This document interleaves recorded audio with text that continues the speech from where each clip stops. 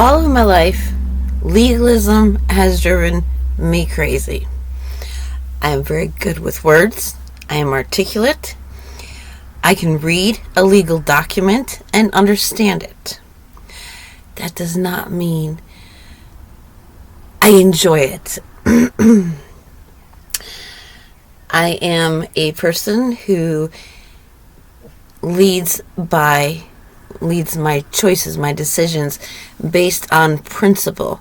What is the underlying nature of this thing? What is the underlying principle? And so much of my life, I researched words and became so articulate and so adept with language as much as possible, because I would feel something is wrong. This is not right. This is right. This is the right way to do it. This is right. This is right. But something in me screaming like, no, this is making me sick. I don't like this. I don't like this. And so I finally became able to articulate the feeling side of me, was able to trigger the articulating side of me, so that there's an understanding of fluidity, the ability for the articulator to express the feeler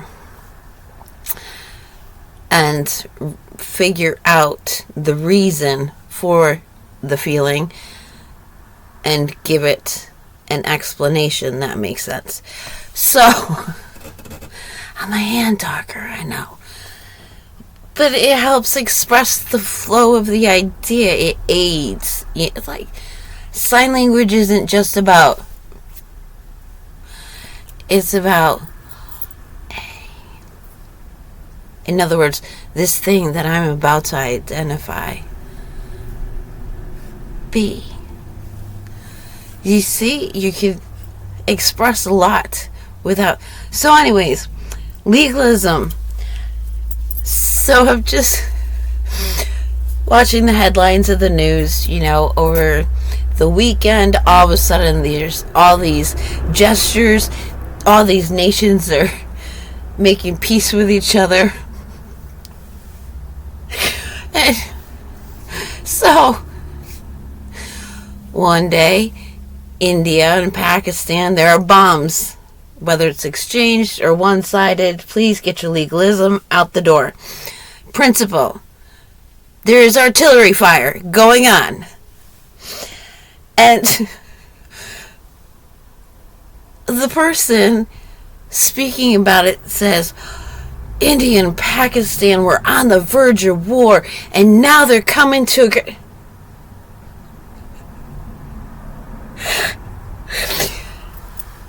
I make no apology here. If somebody's bombing me, they're at war with me.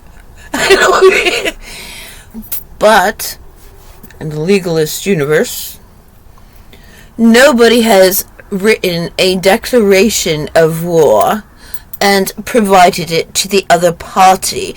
And therefore, no, dear lady, this is not a war.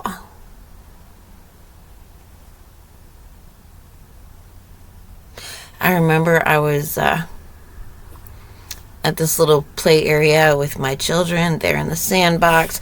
This other woman's children are in the sandbox. And this woman comes up behind me. Her children are on the other side, so my children, and then her children are on the other side. She comes up behind me and starts yelling at her children. Because I'm not... Normally I would address it to myself. But I was in another household, and so I went and I expressed my discomfort over the situation, over, to those responsible for the household. Because that's how you handle the situation as far as I'm aware. And I am told... Oh, that's a different parenting style. Calling children names, screaming, verbally assaulting your children through my children. I mean, I'm sorry. See, this is a physical thing. Like a gun is a physical thing. I am propelling energy. It is having an impact that is destructive. I am propelling energy that happens to have a small bit of form that is being destructive. This is a weapon just as much as this is a weapon. This can be a tool just as much as this could be a hunting tool or a warning shot, or, you know, like on a boat, the flare, it can be a rescue tool. All kinds. I had a little itty bitty one that shoot flames so I could light my little fires in the wind. The legalism, it's a parenting style. It's another way of expressing oneself. Now I understand why legalism is a problem. For me. Always has been. And for me, a person who is legalistic like that, they are gaslighters. They are always gaslighters. They are the ones that offer straw men and narcissistic. Always narcissistic. I mean, that's the type of person. They will understand your point. If somebody comes to me and they say, oh, that thing, and, you know, when I'm going, okay, there's a thing in this context. Are you saying that it's this? Yes, thank you. That's what it is. I accept the expression is effective. I comprehend. I'm receiving what they're saying. Therefore, they are adept at expressing. This, I'm not going to call that person stupid. I'm not going to call them even ignorant. I just happen to have made it a mission in my life because I wanted people to be able to understand me, which it turns out they don't really want to anyways. Otherwise, they would. You wouldn't need the precise words. So I can accept that. I don't go around correcting people's spelling. I mean, if we're in a pleasant, friendly, if we are very well acquainted, and, you know, somebody says something and, you know, it's funny, like soup versus soap, you know, I might laugh and, you know, say, you're not eating your soap, right? You're eating soup. And we can banter. We can have fun with each other. A little bit of a challenge. It sharpens the skills. This is not a bad thing. However, when you are communicating on the pretense of obtaining and exchanging sincere understanding, you do not tell somebody, that's a bad word.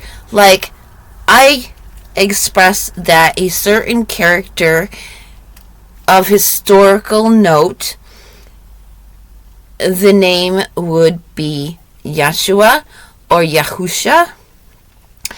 And I do not use the name Jesus because Jesus is a form of the name of the healing goddess, the goddess of healing. So the gods and goddesses, they can have, you know, representatives who are male or female. The name's just, you know, one letter's changed to denote whether they're male or female.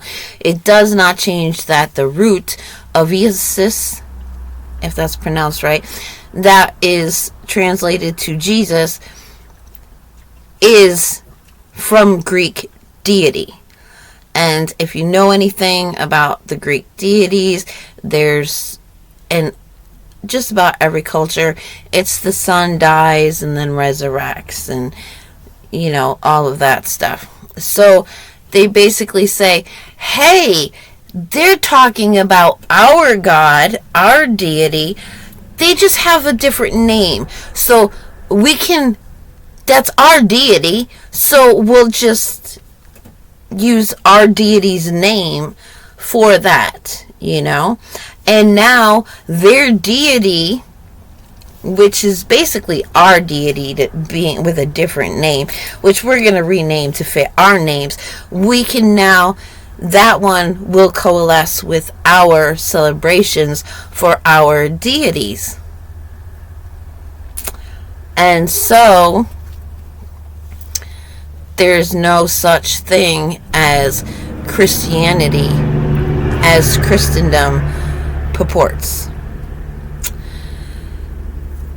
But just because I identify Christendom's Jesus with a pagan deity, I understand what the person's trying to say. I know where they're trying to direct their faith, because they're talking about scripture. So because I know where they're trying to, I'm going to tell them, okay, I prefer the name Yeshua or Yahusha, and this is why. And never claimed to be the Father. Prayed, let them be one with you as I am one with you. I've had that experience of oneness. It is as if it is two consciousness in this one body. And so that's where you get the confused people who say, oh, I am Jesus resurrected, I am Jesus returned, and they start a whole cult. Already had that conversation. But legalists, I'm not going to hate that person. I'm not going to refuse to hear what they have to say. I am not, if they say, Jesus led me to God, I will say, wonderful. Would you like to know more about how that works and what that means? But I'm not going to say, well, Jesus couldn't have led you to God because Jesus is not blah, blah, blah, blah.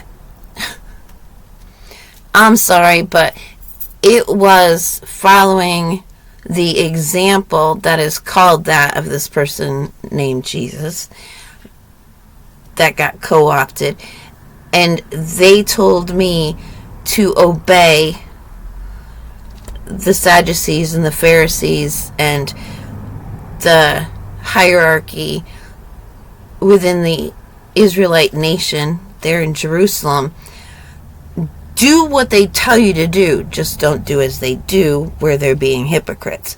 So this person directed me to Jerusalem, to the Israelites, who now identify as Jews. So these are the people that I am supposed to obey in order to conduct myself in an acceptable relationship with the Creator, who Yahushua or Yahusha or Yeshua said, the Creator. It's translated as Father. But we all know the Creator doesn't have a gender, because it's what existed before the creation exists. But I'm not going to, you said he, therefore you have no understanding what you speak about, and I must teach you from the beginning.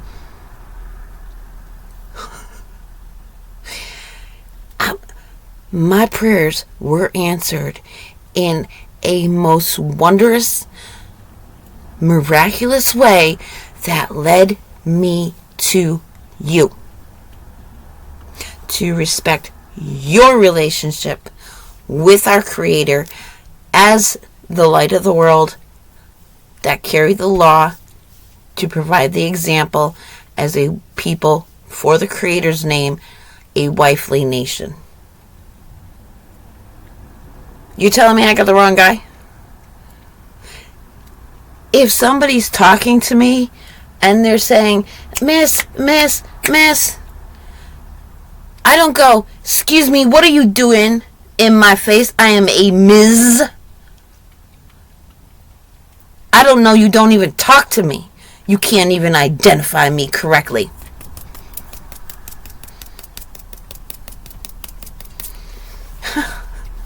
No, I don't think our Creator is that person, Karen.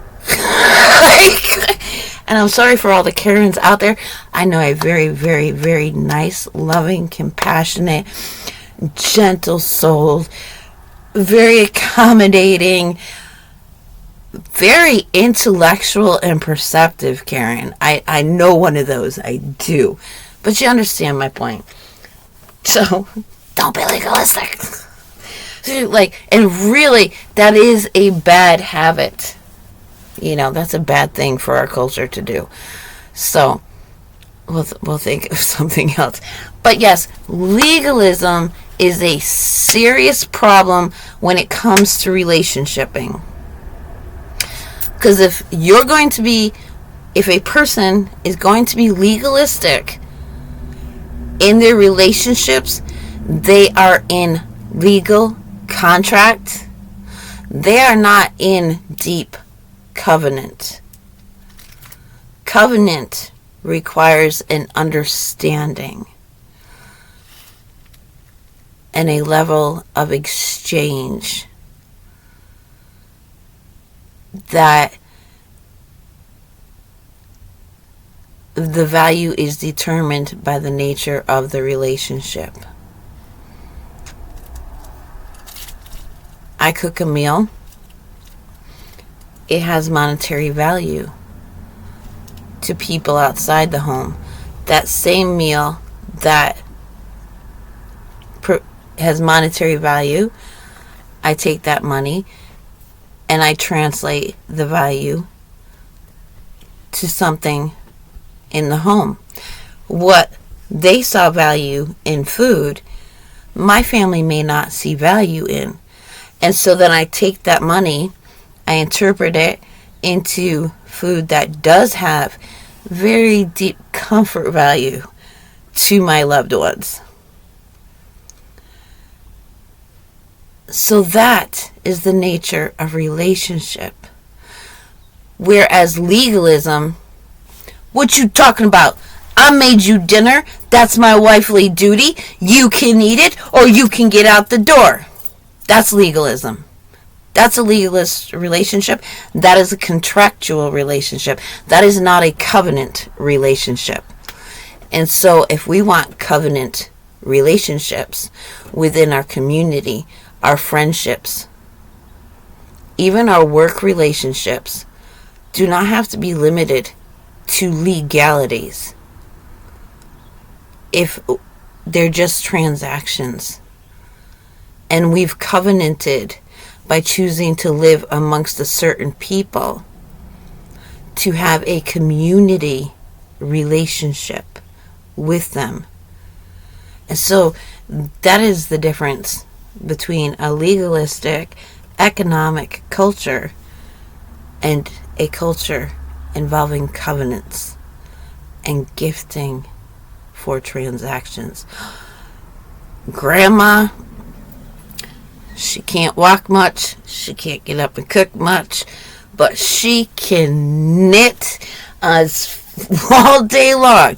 Just give her some yarn and she at it. Give her string, she'll make baskets.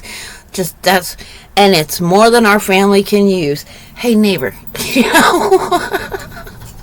can you use some of this? Know anybody who needs a sweater? You need a sweater? Baby booties? Grandma got into making gloves for everybody this year, And that's the nature. A gardener, you give a gardener an acre and they will feed 50 people. I have seen it. My mother had a boyfriend who was a gardener, and he was just planting a garden for themselves. He didn't have children of his own, family died, was gone, whatever. He was an only child. He planted, and we're just picking beans all day long for several days, processing beans.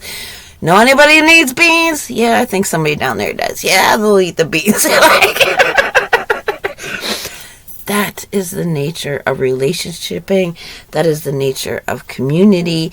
And legalism has no place in it. And this is why legalism has always driven me crazy. Because it's the same thing with God. Everybody will tell you in God's law says abortion is wrong. If it's going to be a life for a life, you cause a woman to miscarry and that baby die, you die.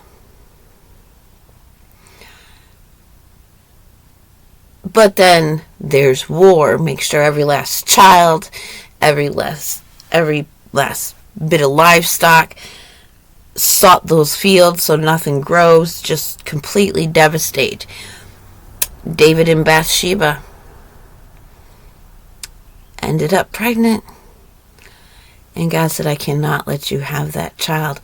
But God saw something that God liked in that child. But that child still had to die.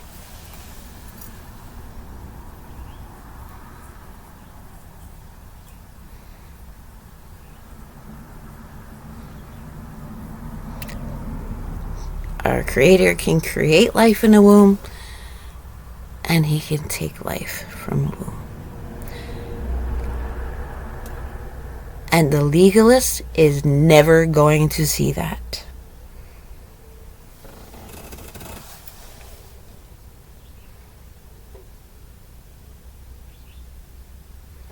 I don't think our Creator's a legalist.